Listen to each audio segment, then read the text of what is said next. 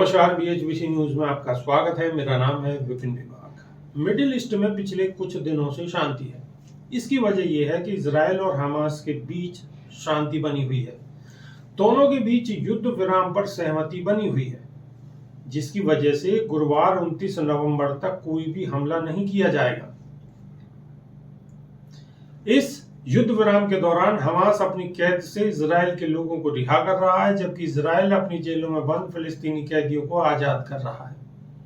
Gaza में भी पिछले 4-5 दिनों में बम बरसना बंद हुए हैं, जिसकी वजह से लोगों को उम्मीद है कि जल्द वो सामान्य जिंदगी में लौट सकते हैं। संयुक्त राष्ट्र और अमेरिका लगातार गाजा पट्टी में मानवीय मदद भेज रहे हैं। अमेरिका ने कहा है कि उसने गाजा में फलस्तीनियों के लिए 29,494 किलोग्राम मानवीय मदद पहुंचाई है।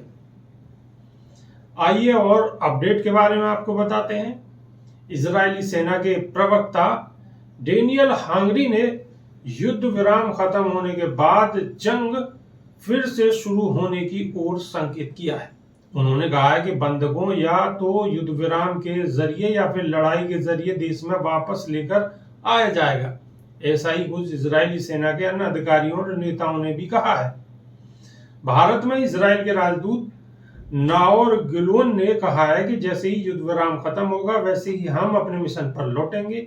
एक बार जब वे बंधकों को रिहा करना बंद कर देंगे तो हम लोग वही करना शुरू कर देंगे जो हमारी योजना थी।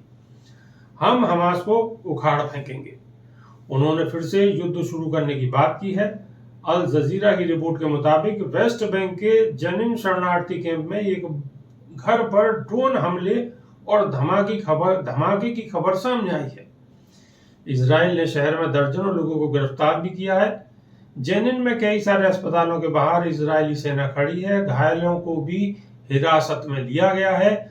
हमास ने मंगलवार को 12 लोगों को रिहा किया है, जिसमें 10 इजरायली और 2 थाईलैंड के नागरिक शामिल हैं। इस बार भी हमास ने किसी अमेरिकी को रिहा नहीं किया है। अमेरिका ने कहा था कि वह कुछ अमेरिकियों को रिहा करवाएगा। हमास की तरफ से बंधकों की रिहाई इजराइल संग हुए समझौते के तहत हुई है। हमास और इजराइल के बीच हुए युद्ध विराम के समझौते के तहत इजरायली जेलों से मंगलवार को 30 फिलिस्तीनियों को रिहा किया गया। ये 30 लोग इजराइल की 3 जेलों में अलग अलग बंद थे। सभी फिलिस्तीनी कैदियों को बस के जरिए वेस्ट बैंक पहुंचा दिया है। गाजा में पहले 5 दिनों के युद्ध विराम में हमास ने 81 बंधकों को रिहा किया है, जिसमें महिलाएं और बच्चे शामिल हैं। इजराइल ने इस दौरान 180 फिलिस्तीनी कैदियों को जेल से रिहा किया है। इनमें से ज्यादातर लोग ऐसे थे जिन्हें बिना किसी आरोप के हिरासत में लिया गया था। हमास के पॉलिटिकल ब्यूरो के एक सदस्य गाजी हमाद ने कहा है कि इजराइल और हमास के बीच सोमवार को 2 अतिरिक्त दिनों के लिए युद्ध विराम बढ़ा है। हमास अब इस युद्ध विराम को बढ़ाना चाहता है। हमास समझौते के लिए अपने पास मौजूद सभी विकल्पों पर बात कर रहा है। CIA चीफ बिल बंस मंगलवार को कतर पहुंचे हैं ताकि वह कतर के अधिकारियों के साथ साथ इजराइल और मिस्र के अधिकारियों के संग बातचीत कर सकें। उन्होंने यहां पर बंधकों की रिहाई को लेकर अधिकारियों से बात की है।